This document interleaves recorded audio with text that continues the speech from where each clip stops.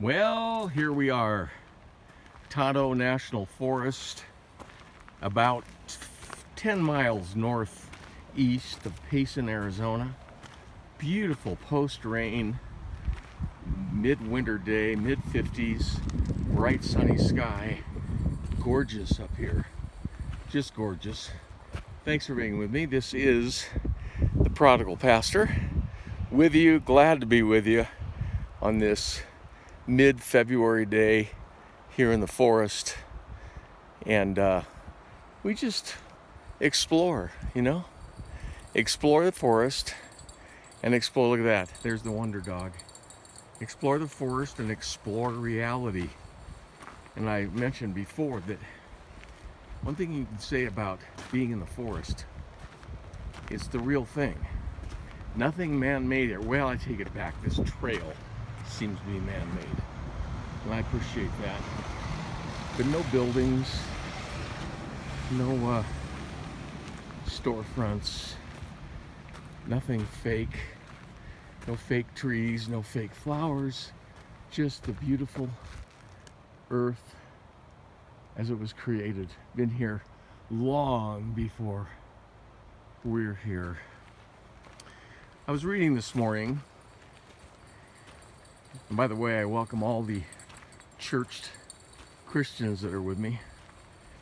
I understand I was a pastor for 35 years and churched, really churched, big time, a perpetrator of the church thing, not only a participant but a perpetrator. But for the last 10 years have not been. Broke free, but I think by what I think was an act of God. So the prodigal, who originally had an extremely powerful experience with God, and then got hijacked into institutionalism. But now I'm back, working my way toward the Father's house. In fact, I feel like I'm there. That is to say, I feel more one with God than I did the first 35 years in the last 10 years. So welcome. And if church sort of seems like, okay, what's it all about? Well, I understand. I'm not here to tell you don't go to church. No, I'm not. I'm not here to tell you to do or not to do anything. What I am here to do is to offer the choice, to offer to you the idea that going to church is not synonymous with being a good Christian. In fact, I may have said this before, but I think the title of a lot of my videos could be, God is not waiting for you at church this Sunday. Because God isn't any more at church than he is out here or in your own house or at the movies. And if church bores you, and a lot of guys, especially if they were honest, they'd probably say it bores them. Unless you go to the big ones. Unless you go to the big box churches that have the money and the leadership skill to create something entertaining enough. And I don't have anything against that. It takes a certain skill. I really didn't have it when I was a pastor. But that doesn't mean it's any closer to God. The fact that it's entertaining means nothing. It's just more diversion, more distraction, more, here he comes. He wants to make sure I'm okay. I'm coming. Okay, you can go. Go ahead. I'm coming. He is so sweet. My wife is up ahead, 200 or 300 yards, and so he has to run back and forth and make sure we're all going. He's not a happy dog unless we're all together. So he runs back to see if I'm okay, if I'm coming, and then he runs back to his granny to make sure she's okay. He's our guide, point dog, protector, predator. He's sweet as he can be, but he loves to chase. Look at this forest. Amazing. Amazing, amazing. It's just lovely. Wow. It's a true privilege and a gift to be able to be out here. Now, if you live in Phoenix, we're only 2 hours away. Less than that, actually, about an hour and a half northeast of Phoenix to this spot. So anyone that lives in the Phoenix, especially if you live in the east side, Mesa side, or downtown, or Tempe, or that kind of thing, you can get in your car at 8 in the morning and be here at 9:30. Pack a lunch, walk the same trail I'm walking, or another one, and get away. Just like if you want to, you can get away from church. If you want to. If you don't, go. Again, I'm not here to tell you what to do, but I am here to suggest to you that going to church has nothing to do with reality or being close to God.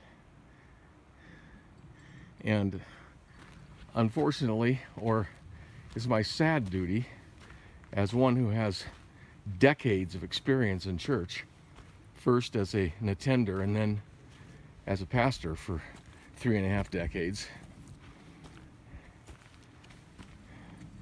somebody has to say that church not only is no way to a closer walk with God or reality, but actually, in my view, is a great hindrance. No different than spending every single Sunday morning in a movie and thinking you're going to find God there. It's no different. It's no more beneficial than going to the movies on Sunday. Now, some of you will react to that and say, you're full of it. I get it. But to me, it's a fact. Church is a great hindrance to closeness with God, and the greatest part of that hindrance, speaking of one who was one, the greatest segment, or the greatest, as I said, part of that hindrance is the senior pastor, who is an extremely hindering force to the reality of God. And, you know, the American church is built around the senior pastor. One of the reasons I left the church was because I started to refuse to be that person anymore. I was still preaching, but I was preaching myself out of the role that I had, because I'd known for some years by then that it was nonsense, and that I was more of a hindrance than a help. But wow, the minute I started doing that, woo-wee, the floodgates opened. You'd have thought I was caught with prostitutes or stealing money, which I'm happy to say has never ever been the case for me, ever. All I really was doing was saying, this doesn't work, it's not biblical, there's no pastor in the New Testament. And so we're going to start to change things and become a very radical church that gets back to just meeting with God together. And boy, it wasn't long before my goodbyes were said. And I get it. It's very, very, very difficult and very frightening to leave what has been, maybe for your whole life, the acceptable way. And when I talk to people still, and I've mentioned this before, but when I've met a few times with a few people in the church that were there when I was their pastor, that I hadn't seen maybe in 3 or 4 years, and they say, well, where are you going to church now? And I say, well, I'm not going. Well, they freak. They pretty much call 911, call God immediately. I mean, you should see the sudden difference in expression on their faces, because the church has conditioned us, propagandized us to think you've got to be at church or you're not a good Christian. I mean, it's amazing the competent job the church over the last 1700 years has done to make itself synonymous with the presence of God and make the pastor and elders synonymous with discipleship. The competence with which it's been done is incredibly, well, it's actually it's a sight to behold. You have to admire the competent con job that the church has perpetrated over the years. And so all I'm here to say is that's true, and you can have a wonderfully, perfectly close relationship with God without ever going to a church, or a fundamentalist church especially. I know, because my wife and I have been walking with God for the last 10 years in ways that we never ever could when we were part of the system. Because the system hijacks it. The system hijacks the people, and hijacks the truth, and it hijacks reality, and it hijacks spirituality, and makes it institutionalized. And I know, again, I'm not telling you not to go to church. In fact, when people say, I love my church, I love to listen to my pastor preach, I get it. I had a few people over the years that loved to hear me preach. I get it. But that didn't mean I was drawing them closer to God. I was probably drawing them closer to me, but not to God. And so I get that. And so if you love to go to church, go. But somebody has to say that going has nothing to do with being close to God, or being transformed, or having revelation, or being formed into Christ likeness. In fact, as I said before, to me it's a great hindrance, because we end up going and then going gives one the idea and the self-image that I'm okay. I go to church, so God and I are great. Do you understand that's why the world calls Christians hypocrites? Do you understand that? That's the biggest accusation of the watching world is hypocrisy. And of course they'll accuse of, you're one way on Sunday and another way on Monday, and that can be very true, but the world has caught something deeper than that.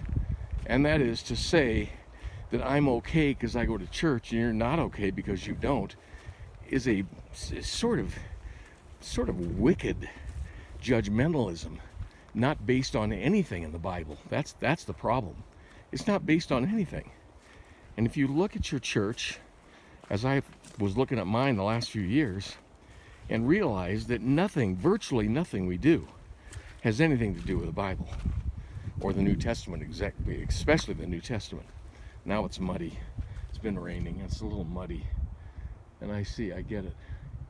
Now my wife, Susan, and Whiskey are way up at the top.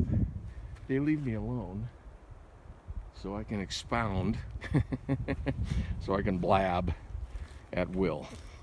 So I just want to tell you, it's good news. It's not bad news. You love your church, go. I'm not telling you not to go. Enjoy it. Have fun. Enjoy. But I'm telling you, if you don't go, you're not missing God. That's all I'm telling you. You're not missing God. And if your husband particularly doesn't want to go, give him a break. It may bore him to tears. I understand that. It may not. But if there's any idea of, gosh, there must be something more, well, let me tell you, there is. There is something more. It's reality, spirituality, God and Christ without the institution. That's the more. And I invite you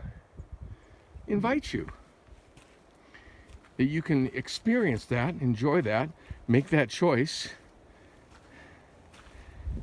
and realize that all the things you were told the good Christian does have nothing to do with the Bible. The Bible doesn't teach Christians to tithe. The Bible doesn't teach Christians to have a senior pastor. The Bible doesn't teach Christians that they have to meet together in a building in a recognized church at a certain day of the week. The Bible doesn't say anything about authority, submitting to anybody, The New Testament has none of that.